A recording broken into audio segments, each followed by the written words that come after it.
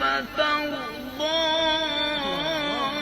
ألم يجدك يتيما فآوى ووجدك ضالا فهدى ووجدك عائلا فأغنى فأما اليتيم فلا تقهر وأما